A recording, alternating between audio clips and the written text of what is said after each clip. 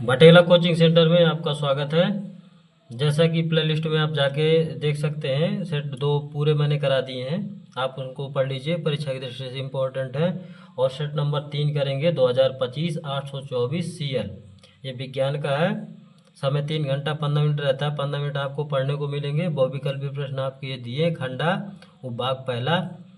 Question number पहला कह रहा है, अवतल दर्पण द्वारा बना किसी प्रतिबिंब बिंब का प्रतिबिंब। बिंब का मतलब कह रहा है वस्तु। बिंब आपकी क्या हो जाएगी? वस्तु हो जाएगी।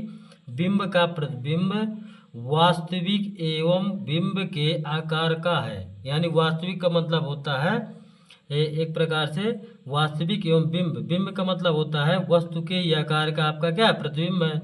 आकार का है तो बिंब रखा है। क्या रखा है? बिंब रखा है। तो अगर ये बिंब अगर वस्तु के और प्रतिबिंब के बराबर बन रहा है तो हमेशा कहाँ पे रखा जाएगा?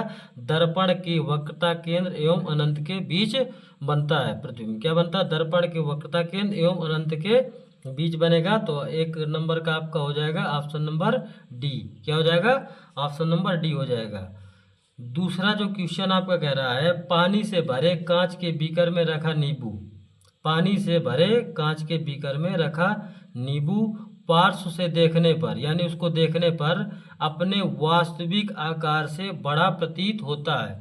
अपने वास्तविक आकार से बड़ा प्रतीत होता है।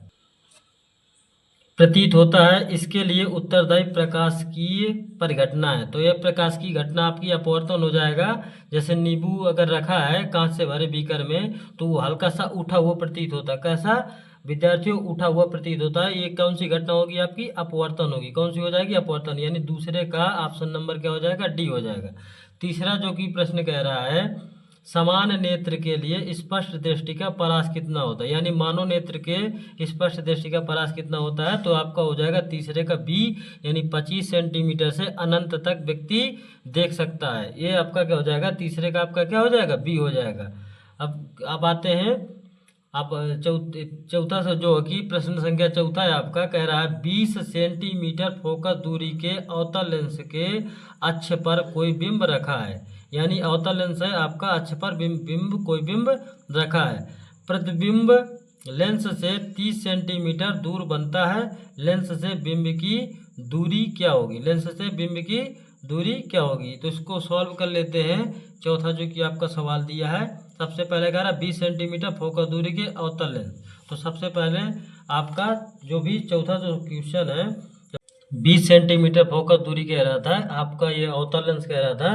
तो अवतल लेंस की फोकस दूरी, अवतल लेंस की फोकस दूरी, अवतल लेंस की फोकस दूरी एफ बराबर कितना हो जाएगा आपका? माइनस का हो जाएगा 20 सेंटीमीटर। कितना हो जाएगा? माइनस का 20 सेंटीमीटर। अब कह रहा आगे, कह रहा लेंस के अक्ष पर कोई बिंब रखा हुआ, यानी वस्तु की बात कर रहा, बिंब रखा हुआ है। अब बिंब रखा हुआ प्रतिबिंब लेंस से 30 सेंटीमीटर दूर बनता है। ये आपका अवतल लेंस है, ये आपका अवतल लेंस है, ये आपका अवतल लेंस है। इस प्रकार अवतल लेंस बन जाएगा। यहाँ पे आपका बिंब यानी वस्तु रखा है, वस्तु को बिंब बोलते हैं। जब यहाँ से प्रकाश किरण टकराएगी, प्रकाश की किरण टकराने के बाद यहाँ पे आपका प्रतिबिंब बनेगा। क्या बनेगा? प्रतिबिंब। तो जब प्रतिबिंब यहाँ पे वास्तविक होता है, आपका क्या होता है? वास्तविक। और इस साइड क्या होता है? आभासी होता है। तो प्रतिबिंब यहाँ पे बन रहा है, कहाँ पे बन रहा है? वास्तविक आभासी में बनना चाहिए, लेकिन प्रतिबिंब कहाँ पे बन रहा है? यहाँ पे बन रहा है, वास्तविक बन रहा है। तो यहाँ पे हमारा v बराबर कितना हो जाएगा? माइनस का 30 सेंटीमीटर। क्योंकि आभासी में बनना चाहिए, लेकिन बन कहाँ पे रहा? वास्तविक में। इसलिए v बराबर किसका हो जाएगा? माइनस का 30 सेंटीमीटर हो जाएगा। अब यहाँ पे लगा देंगे लेंस के सूत्र से, लेंस के सूत्र से। तो 1/f बराबर हो जाएगा 1/v माइनस 1/u हो जाएगा आपका। तो 1/f कितना है? 1/f का मान आपका दिया है माइनस का 20, और 1/v का मान दिया माइनस का 30, और माइनस का कितना हो जाएगा? u हो जाएगा। कितना हो जाएगा? u हो जाएगा। तो यहाँ पे क्या करेंगे, यहाँ पे माइनस का 1/20 है। इस साइड जब आएगा ये कितना हो जाएगा? प्लस का 1/30 हो जाएगा, बराबर माइनस का 1/u हो जाएगा। यहाँ पे लासापा आपका आ जाएगा 30 और 20 का लासापा 60। तो आपका कितना हो जाएगा 20 तियाँ 60, कितना हो जाएगा 20 तियाँ 60, तो माइनस का 3 हो जाएगा, प्लस 30 दूना 60, और बराबर में कितना है माइनस का 1/u। तो यहाँ पे आपका आ जाएगा 3 में जब 2 घटेगा तो माइनस का 1/60 हो जाएगा विद्यार्थियों, और माइनस का 1/u, माइनस से माइनस कट जाएगा तो u बराबर 3 गुणा कितना हो जाएगा 60 सेंटीमीटर, जो कि ऑप्शन नंबर किस में दिया, ऑप्शन नंबर आपका डी हो जाएगा, ऑप्शन नंबर डी हो जाएगा। क्वेश्चन नंबर 5वां कह रहा दो प्रतिरोध प्रत्येक 10 ओम समांतर क्रम में जुड़े हैं, यानी प्रतिरोध आपके कितने दो हैं जो कि 10-10 ओम के। संयोजन के सिरों पर 10 वोल्ट की बैटरी जुड़ी है, प्रति सेकंड प्रवाहित आवेश की मात्रा क्या होगी, प्रति सेकंड आवेश की प्रवाहित मात्रा क्या होगी, इसको देख लें सवाल को। दो प्रतिरोध किस क्रम में जुड़े हैं आपके, श्रेणी क्रम में कि समांतर क्रम में, दोस्तों समांतर क्रम में जुड़े हैं, किस में जुड़े हैं, समांतर क्रम में। तो समांतर क्रम का इस तरीके से कुछ डायग्राम बन जाता है, डायग्राम इस तरीके का समांतर क्रम का डायग्राम इस तरीके बनेगा, क्योंकि तिरहा और चौराहा बनता है। मैंने पिछले वीडियो में आपको बताया है तिरहा और चौराहा 10-10 ओम के हैं, ये भी 10 का है और ये भी 10 ओम के, दोनों 10-10 ओम के हैं। और बोल्ट कितने वोल्ट की बैटरी लगी है आपकी वोल्टेज 10 वोल्ट की बैटरी लगी है, 10 वोल्ट की बैटरी लगी है। अब इसके बाद क्या करेंगे, पूछ रहा है इसमें प्रति सेकंड प्रवाहित आवेश की मात्रा। तो यहाँ पे सबसे पहले क्या हो जाएगा, इसको निकाल लेते हैं। तो समांतर क्रम का सूत्र होता है आपका समांतर क्रम संयोजन हो जाएगा, समांतर क्रम संयोजन। तो 1/r बराबर हो जाएगा 1/r1 प्लस 1/r2, कितना हो जाएगा विद्यार्थी 1/r1 प्लस 1/r2। तो 1/r बराबर 1/10 प्लस 1/10, आपका लासापा हो जाएगा 10, तो 1 + 1, तो 1/r बराबर हो जाएगा आपका 2/10, तो 2 पंचे 10, तो 1/r इक्वल टू हो जाएगा 1/5। तिरक गुणा करेंगे तो r का गुणा 1 में करेंगे तो r हो जाएगा, और यहाँ 5 का गुणा करेंगे तो 5 ओम, यानी कितना आ गया 5 ओम। अब इसके बाद कह रहा है संयोजन के सिरों पर 10 वोल्ट की बैटरी, तो V बराबर आपका कितना हो जाएगा 10 वोल्ट, कितना हो जाएगा 10 वोल्ट। अब इसके बाद कह रहा है प्रति सेकंड, तो समय आपका कितना दिया है, समय को टाइम बोलते हैं t, यानी 1 सेकंड, यानी प्रति सेकंड कहेगा तो कितना हो जाएगा 1 सेकंड, ठीक है। अब इसके बाद क्या है, प्रवाहित आवेश निकालना, प्रवाहित आवेश की मात्रा, तो आवेश का मान निकालना, तो आवेश Q का मान निकालेंगे, किसका मान निकालेंगे, Q का मान। तो सबसे पहले आपका यहाँ पे हो जाएगा नहीं क्या, ओम के नियम से, किसके, ओम के नियम से, ओम के नियम से। तो ओम के नियम से क्या होता है, V बराबर क्या होता है आपका, V बराबर आपका हो जाएगा IR। तो V का मान कितने वोल्ट की बैटरी लगी थी, 10 वोल्ट की बैटरी लगी है। I का मान निकालना, R का कितना है 5 ओम अभी हम लोगों ने निकाला है। तो यहाँ से हो जाएगा 5 × 9 5, 5 दूनी 10, तो I बराबर कितना आ गया, I बराबर आपका आ गया, I बराबर 2 एम्पियर, कितना हो गया 2 एम्पियर। अब हमें निकालना क्या, आवेश की मात्रा। तो इसी बगल में देख लेते हैं, यहाँ पे लिखेंगे आवेश की मात्रा, आवेश की मात्रा आपका हो जाएगा Q बराबर कितना हो जाएगा, Q बराबर होता है IT, कितना होता है Q बराबर IT। तो Q बराबर I का मान आपका है 2 एम्पियर, यहाँ पे हमने लोगों ने निकाला, ये देखिए I का मान कितना है 2 एम्पियर आया है, और T का मान प्रति सेकंड कितना 1 है। तो Q बराबर हो जाएगा आपका 2 कूलाम प्रति सेकंड, Q बराबर कूलाम प्रति सेकंड, कितना हो जाएगा 2 कूलाम प्रति सेकंड हो जाएगा आपका। Q बराबर आवेश की मात्रा कितना आएगा 2 कूलाम प्रति सेकंड, जो कि ऑप्शन नंबर किस में है, ऑप्शन नंबर आपका बी सही हो जाएगा। क्वेश्चन संख्या 6वें का कह रहा है स्तंभ में दी गई भौतिक राशियों का सुमेलन स्तंभ बी में दिए गए मात्रकों से कीजिए और सही विकल्प का चयन कीजिए। स्तंभ ए और स्तंभ बी दिया है। स्तंभ में कह रहा है विद्युत प्रतिरोधकता, दूसरे नंबर का विद्युत विभवांतर, तीसरा कह रहा है वैद्युत ऊर्जा, चौथा कह रहा है वैद्युत आवेश। ये आपका दिया है। स्तंभ में कूलाम है, वाट घंटा है, जूल प्रति कूलाम है और ओम मीटर है। इसको हम क्या करेंगे, सुमेलित करेंगे। क्या करेंगे, सुमेलित, इनको सुमेलित कर लेंगे, जो कि आपका यहाँ पे हो जाएगा। देखो विद्युत प्रतिरोधकता की यूनिट जो होती है, इकाई होती है, तो आपका क्या हो जाएगा, आपका ये हो जाएगा ओम मीटर। क्या हो जाएगा, ओम मीटर। ऐसे कर लेते हैं। अब इसके बाद विद्युत विभवांतर की जो इकाई होगी वो आपका हो जाएगा जूल प्रति कूलाम। क्या हो जाएगा, जूल प्रति कूलाम हो जाएगा। यह विद्युत विभव बी बराबर डब्ल्यू पान की होता तो जूल प्रति कूलाम हो जाएगा। वैद्युत ऊर्जा का हो जाएगा आपका वाट घंटा, क्या हो जाएगा वाट घंटा हो जाएगा। वैद्युत ऊर्जा का मात्रक क्या होता है आपका वाट घंटा, तो वैद्युत आवेश का मात्रक होता है आपका कूलाम, किसका क्या हो जाएगा कूलाम। तो सबसे पहले यहाँ पे लिखेंगे 1 का आपका सही हो जाएगा, 1 का क्या हो जाएगा 1 का हो जाएगा चौथा, और फिर इसके बाद दूसरे का आपका हो जाएगा, दूसरे का हो जाएगा आपका दूसरे का तीसरा, और आपका नहीं तीसरे का हो जाएगा, तीसरे का आपका हो जाएगा दूसरा, और चौथे का आपका हो जाएगा, चौथे का हो जाएगा पहला। तो ऑप्शन नंबर आपका क्या हो जाएगा, option number D is right answer. तो ऑप्शन नंबर क्या हो जाएगा डी। ये यूनिट यानी ये आपका मात्रक दिए थे, मात्रक को इस तरीके आपको मिलान करना है। क्वेश्चन नंबर 7वां कह रहा आपका, कह रहा तांबे के तारों की 2 कुंडलियां एक दूसरे के निकट रखी हैं।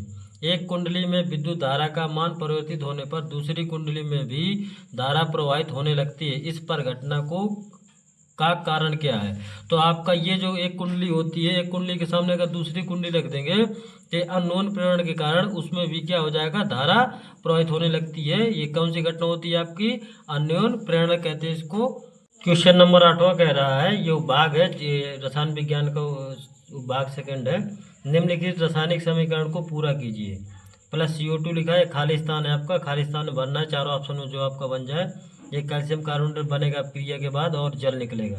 तो सबसे पहले इसको क्या करेंगे, यहाँ पे भरा जाएगा 8 का बी हो जाएगा CaOH का होल ट्वाइस, यानी इसके CaOH का होल ट्वाइस हो जाएगा, कैल्शियम हाइड्रोक्साइड बनेगा आपका। यहाँ पे भर दिया जाएगा CaOH का होल ट्वाइस, यहाँ पे क्या भरा जाएगा आपका CaOH का होल ट्वाइस भर दिया जाएगा। क्वेश्चन नंबर 9 कह रहा है रासायनिक समीकरण लिखिए। आयरन यानी फेरस बोलते हैं, आयरन जो हो जाएगा, आयरन की क्रिया कापर सल्फेट से हो रही है तो फेरस सल्फेट और कापर बन रहा है। ये आपका ये FeSO4 जो है, Fe मिलता है आपका किसके साथ SO4 के साथ, और कापर आपका अलग हो जाता है। तो इसको बोलते हैं विस्थापन अपक्रिया। क्या बोलेंगे विद्यार्थियों, विस्थापन अपक्रिया, यानी एक को विस्थापित करा इसलिए इसको बोलेंगे विस्थापन अपक्रिया। यानी 9 का आपका क्या हो जाएगा ए नंबर।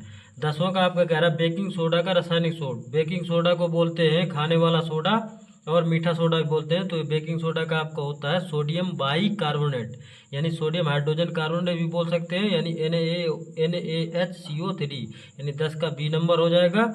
11 नंबर आपका कह रहा है निम्नलिखित में से असंतृप्त हाइड्रोकार्बन क्या है। असंतृप्त हाइड्रोकार्बन वे हाइड्रोकार्बन कहलाते हैं जो डबल बांड और ट्रिपल बांड द्वारा जुड़े होते हैं। तो डबल बांड आपका हो जाएगा 11 का बी नंबर, यानी एथिलीन में आपका डबल बांड लगता है, बाकी ये सिंगल बांड वाले ये अणुसूत्र है। तो ठीक है, असंतृप्त हाइड्रोकार्बन डबल बांड में लगता है और ट्रिपल बांड में, तो ये आपका डबल बांड हो जाएगा 11 का बी नंबर। 12 नंबर कह रहा है नाइट्रोजन के द्विपरमाणुक अणु में अबंध होगा। तो नाइट्रोजन में द्विपरमाणुक अणु में अबंध होता है त्रिअबंध, यानी नाइट्रोजन का आपका जो परमाणु होगा तो त्रिअबंध हो जाएगा N ट्रिपल बांड और क्या हो जाएगा N हो जाएगा। तो आपका एक कौन सा त्रिबंध बन जाएगा। तो 12 का आपका हो जाएगा सी नंबर। 13 का आपका क्या हो जाएगा निम्नलिखित में समजातीय श्रेणी क्या है। समजातीय श्रेणी का मतलब होता है किसी दो यौगिक में कितने का अंतर होना चाहिए, CH2, कितने का अंतर होना चाहिए, CH2 का अगर आपका अंतर बन रहा है तो ये आपका क्या हो जाएगा समजातीय श्रेणी हो जाएगी। क्या हो जाएगी समजातीय श्रेणी। तो आपका CH3 और यहाँ पे कितना CH2 जब इसमें घटाया जाएगा तो CH2 का अंतर आपका आ रहा है, तो आपका 13 का क्या हो जाएगा ए नंबर हो जाएगा, 13 का ए नंबर हो जाएगा। वो भाग थर्ड में आते हैं, भाग थर्ड आपका है कह रहा 14 नंबर 6 कार्बन वाले अणु ग्लूकोज का 3 कार्बन वाले अणु पाइरुवेट में विखंडन होता है, ये प्रक्रम होता है। तो ये प्रक्रम होता है 14 का आपका हो जाएगा कोशिका द्रव्य में। पिछले वाले सेट में आपने पढ़ा था 14 क्या हो जाएगा कोशिका द्रव्य में आपका पाइरुवेट का विखंडन होता है। 15 नंबर कह रहा है अपवहन संबंधित है। अपवहन आपका अपवहन को ही उत्सर्जन बोलते हैं, उत्सर्जन से संबंधित है जो कि आपका वृक्क से हो जाता है। तो 15 का आपका हो जाएगा सी नंबर। 16 नंबर क्वेश्चन कह रहा है निम्नलिखित में से कौन सा जंतु हार्मोन्स है।